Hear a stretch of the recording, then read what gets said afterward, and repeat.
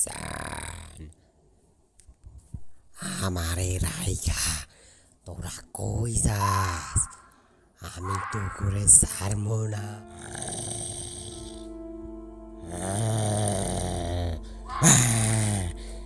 আমি ওগরে ছাড়বো না। মাঝে হাসবি না, নইলে তোকে দুইটারও আমি মারমু। ওই আত্মা আমার, ও কালো জাদু কইরা আমারে যোজক থেকে ডাইকা আনছে। ওর আত্মা আমার কাছে বিক্রি করছে।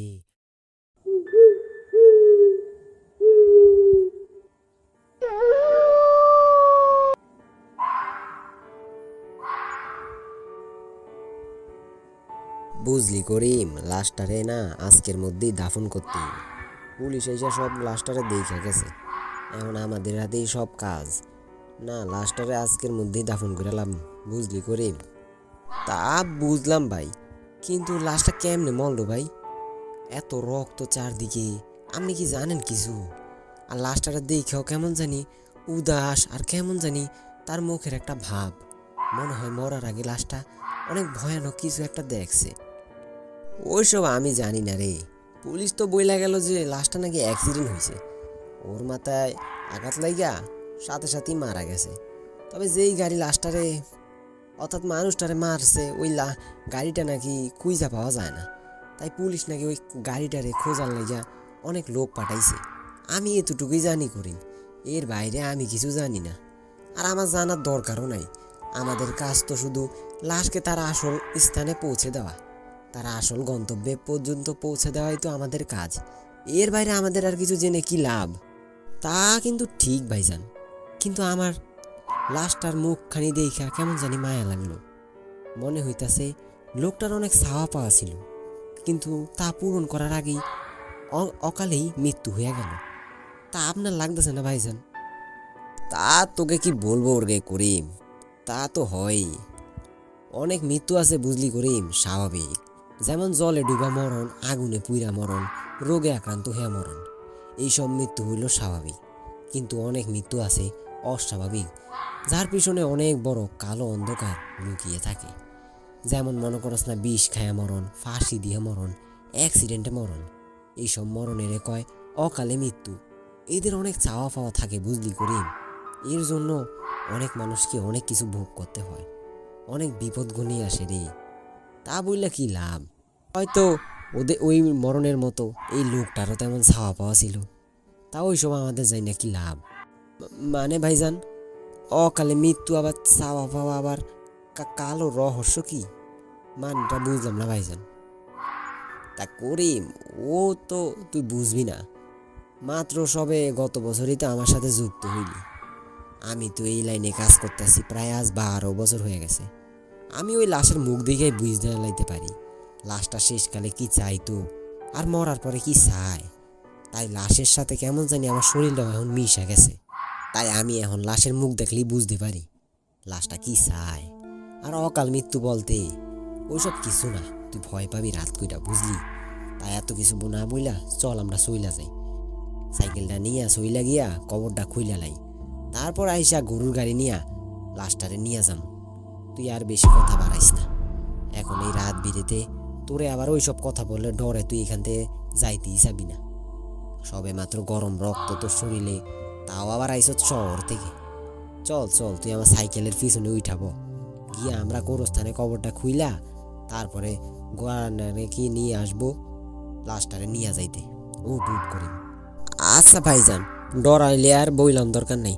চলেন চলেন, আপনি সাইকেলে যান, আমি লাশটারে ডাকা দিয়ে আই। ও মাই গো, ভাইজান, ভাইজান লাশটা আমার দিকে চাইলো। ভাইজান লাশটা আমার দিকে চাইলো। দেব বেটা, কি বলিস রে করিম? লাশ আবার মানুষের মতো চাইতে পারেনি? লাশ তো লাশই, লাশ তো মানুষের মতো আর চোখ মেলতে পারে না। ও তোর দেখার ভুল। এখন চল, তো লাশটা ঢাকছ, চল চল, বেশি কথা বলিস না।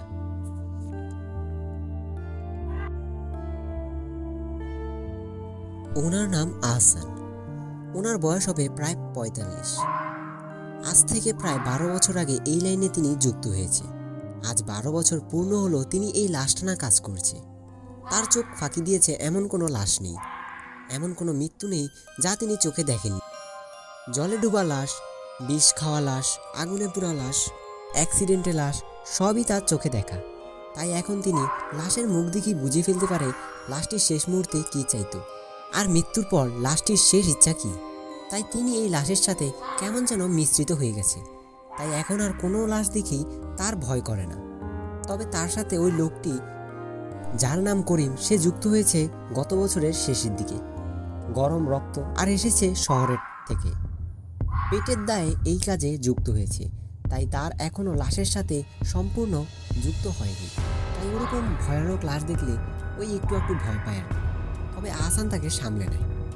প্রতিদিনের কাজের মতো আজও তারা একটি অ্যাক্সিডেন্ট হওয়া লাশকে তার আসল গন্তব্যে পৌঁছে দেওয়ার জন্য এসেছে। লাশটি কোথায় আছে তা দেখতেই মূলত করিম ও আহসান এসেছে। তাই তারা লাশটিকে ভালোভাবে ঢেকে দিয়ে সেখান থেকে একটা সাইকেল করে বেরিয়ে পড়ে কবরস্থানের উদ্দেশ্যে।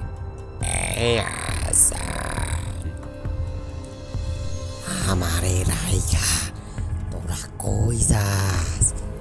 আমি তো করে ছাড়বো না। ভাইজান, ভাইজান, পিছন পিছন থেকে ওই লাশটা কেমন জানি আম করে ডাকলো ভাইজান। ভাইজান, ওই লাশটা আমগো সাইকেলের পিছনে ডাকতেছে ভাইজান। কে যেন পিছনে দাঁড়িয়ে আছে ভাইজান। আর দৌড় বেটা করিম, কি বলতাছিস তুই? বলতে আজকে ওই গাজা টাজা টাইনা আসছিস নাকি? লাশ আবার আম করে পিছন থেকে ডাকবো কেমনি? আমি তো কিছুই শুনতেছি। ও তোর মনের ভুল। চুপ করে সাইকেলটা পিছনে বৈশাখ ধরতো, আমি এক টান দিয়ে এখনই গোরস্থানে চলে আসলাম। ওইদিকে কান দিস না, ভুলভাল শুনিস আর খালি আমারে ভয় দেখাস। ধৈরা ভ, তুই বেশি ভাবিস না। করিম পিছন থেকে একটা হাড় কাঁপানো ডাক শুনতে পায়। তার মনে হচ্ছে ওই লাশটাই তাকে যেন তার নাম ধরে ডাকছে। ডাকটা কিন্তু আসানও শুনতে পেয়েছে। করিমকে সে সান্ত্বনা দিলেও তার ভেতরটাও কেমন জানি জমে গিয়েছে। কেমন জানি তার ভেতরেও একটা ভয় কাজ করছে। তবে তার ভয়কে বাইরে করিমের কাছে প্রকাশ না করে সে করিমকে এক ধমক দিয়ে সাইকেলের পেছনে শক্ত হয়ে বসতে বলল। আহসান সাইকেল চালাচ্ছে আর পেছনে বসে আছে করিম। তারা প্রায় অনেকটাই গোরস্থানের কাছে চলে এসেছে।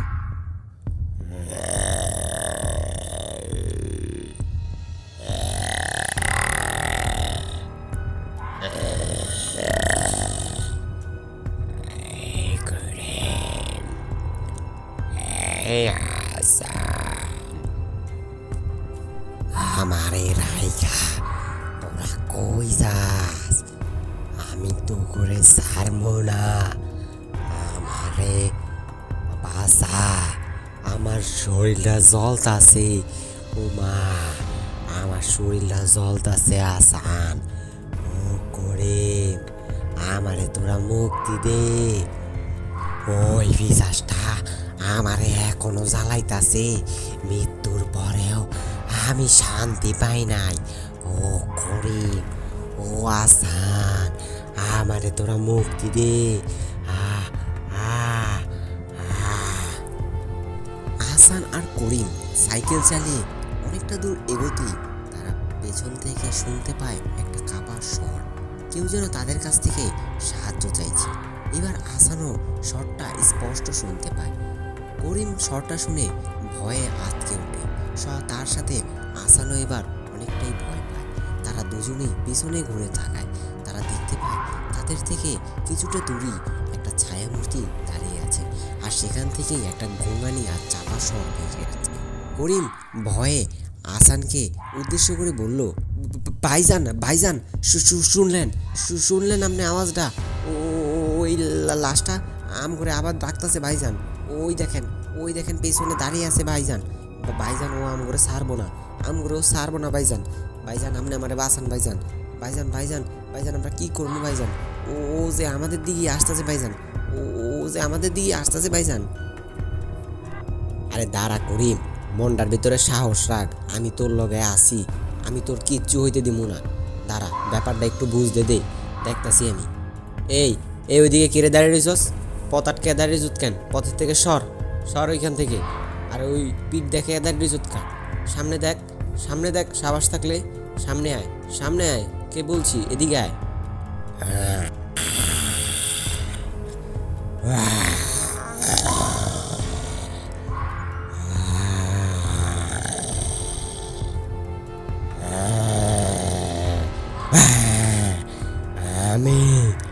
ওরে স্যার মোনা, আমার শরীরটা জ্বলতাছে, আমি মুক্তি পাই না।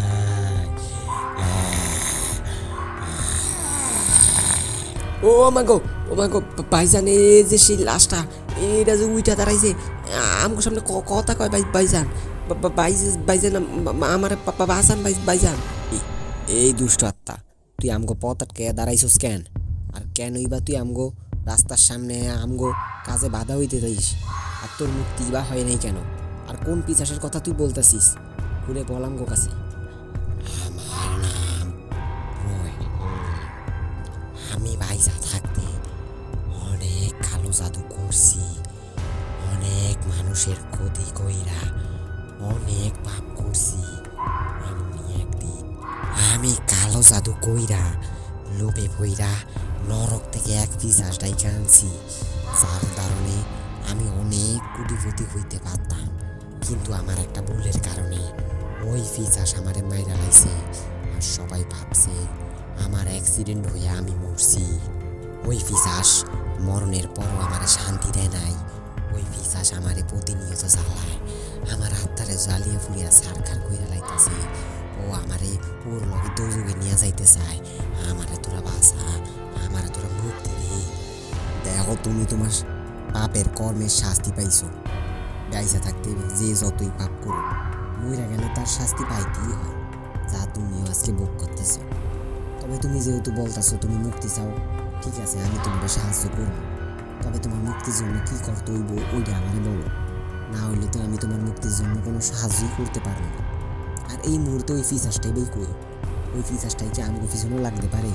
আমরা যদি তোমাকে সাহায্য করি, আমাকে পুরো ব্যাপারটা বলো, তারপরেই আমরা তোমারে সাহায্য কইরা তোমার মুক্তির ব্যবস্থা করতে পারবো। তাইলে শোন হাসান, তোরা যদি আমার মুক্তি দিতে চাস, তাহলে আমার পকেটে, আমার ডাইন পকেটে একটা পুটলি পাবি। ওই পুটলির ভিতরে থাকা জিনিসপত্র তোরা আগুন দিয়া জ্বালিয়া ভস্য কইরা দিস, তাইলে আমি মুক্তি পাবো। আর ওই ফিসাসও জইলা আবারও দুজুকে চইলা যাইব, আর ওই ফিসাকের পথ থেকে আমি মুক্তি পাবো। হাসান, এটা তুই আমার লেখা কর, আমারে তোরা মুক্তি দে। তবে সাবধান হাসান, এই কাজ কিন্তু মোটেও সহজ নয়। এই কাজের লাইয়া তোগরে কিন্তু ওই ফিসাসটায় অনেক তাড়না করতে পারে, তোকে ক্ষতি করার চেষ্টা করতে পারে। তবে তোর সাহস আছে হাসান, তুই পারবি, তুই পারবি হাসান। হাসান, আমারে তুই মুক্তি দে, মুক্তি দে। আচ্ছা ঠিক আছে, তাইলে বুঝলাম ব্যাপারটা। যাই হোক, আমি একটা অতিরিক্ত আত্মারে এইভাবে ঘুরে বেড়াইতে দিতে পারি না। আমি তোমার মুক্তি দিব, এইটা আমি তোমার কাছে কথা দিলাম। আয় আয় করিম, চল আমরা আবার ওই লাশের কাছে চলে যাই, আর ওই আত্মার কথা মতো সব কাজ করি, তাহলে মুক্তি দিই। কিন্তু ভাইজান, ওই আত্মাটা যে বলতেছে ওই ফিচার বানানোর পিছনে লাগতে পারে, ওই ফিচার যদি অনেক শক্তিশালী হয়, তাহলে আমরা কি করবো ভাইজান? ফিচার যদি আমগরে মাইরা লায় বা আমগরে কোনো ক্ষতি করতে চায়, তখন আমরা কি করবো ভাইজান? একবার ভাইবা দেখ ভাইজান। আরে করিম, তুই বেশি চিন্তা করিস না, আমগো লগে আল্লাহ আছে, চল তুই আমার লগে চল। তুই বড়াই ভয় পাইস না, আল্লাহ শক্তির কাছে কোনো শক্তি বড় না, সে যত বড়ই ফিচার হোক, তুই আমার সাথে চল। এই অতিরিক্ত আত্মারে আমরা মুক্তি দিমই। যাই হোক, তুই আমার সাইকেলে উঠাবো, আর এক মুহূর্ত না, এখনই যাই তুই মামু, নইলে অনেক দেরি হয়ে যাইব। চল চল।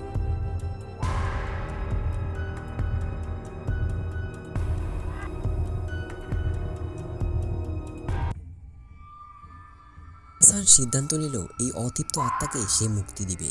সে যে করেই হোক এই অতৃপ্ত আত্মাকে মুক্তি দিবে, আর তার পেছনের সেই পিচাসকেও সে ধ্বংস করবে। তাই হাসান আর এক মুহূর্ত দেরি না করে সাইকেলের পেছনে করিমকে বসিয়ে রওনা দিয়ে দিল সেই লাশের স্থানের উদ্দেশ্যে।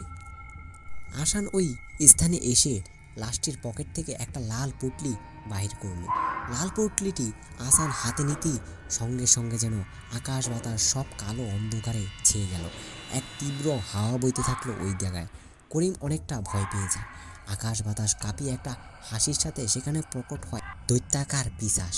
পিশাচটি এতটাই ভয়ানক যা দেখে যে কারো হৃৎপিণ্ড পর্যন্ত চলে যাবে। পিশাচটিকে দেখে করিমের আত্মা বেরিয়ে যাওয়ার উপদ্রব হয়েছে। করিম ভয়ে গুটিসুটি হয়ে এক কোনায় গিয়ে দাঁড়িয়ে পড়ে, কিন্তু আহসান তার মনে সাহস রেখে পুটলিটি তার হাতে ধরে রাখলো। তখনই ওই পিশাচটি আহসান আর করিমের উদ্দেশ্যে বলল, এই এই তুই ওই হাতটা আর আমার পিছে আমার মাঝে হাসবি না, নইলে তোকে দুইটারও আমি মারমু। ওই হাতটা আমার, ও কালো জাদু কইরা আমার এই যোগ থেকে ডাইকা আনছে। ওর হাতটা আমার কাছে বিক্রি করছে। ওর হাতটা শুধু আমার। আমগো দুইজনের মাঝে তোরা হাসিস না, নাইলে তোকে দুইটার আওয়াজ আমি নিজ হাতে মাইরা রক্ত খামু। এরপর ওরে নিয়ে যাবো আমার সাথে দোজকে। ওই পুটলি হাত থেকে ফালাইয়া দে বলছি। না শয়তান, আমি কোনো মতে এই পুটলি হাত থেকে ফালামো না।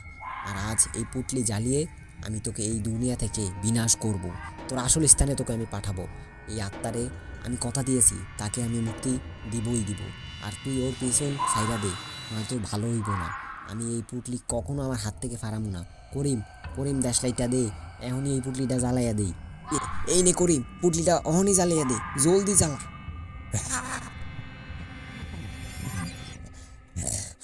আমি সারমু না তোকে খাওরে, সারমু না।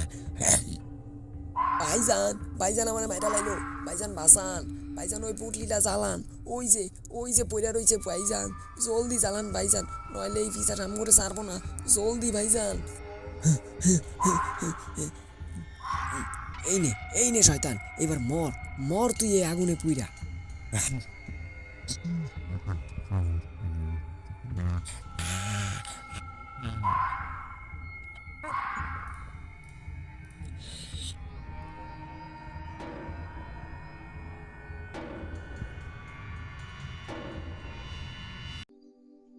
ভাইজান, আপনি এটা কেমনে করতে পারলেন? ওই শয়তানটারে আপনি কেমনে মারলেন? আমি তো শয়তানটারে দেখাই আমার হাত পা কাঁপতাছিল। আপনার মনে এত সাহস আগে কই থেকে ভাইজান? আরে শুন রে করিম, ওই সাহস টাহস না রে, মনের ভিতরে শক্ত ইমান রাখলে সব কিছুই হয়। আল্লাহর শক্তির কাছে তোরে তো আগেই কইলাম, কোনো শক্তি বড় না। মনে ইমান রাখবি, দেখবি কোনো শক্তি তোর কাছে বড় হইব না, সবই তোর কাছে পরাজিত হইব। আর এমনি আমি আল্লাহর সাহায্যে এই কাজটা করছি।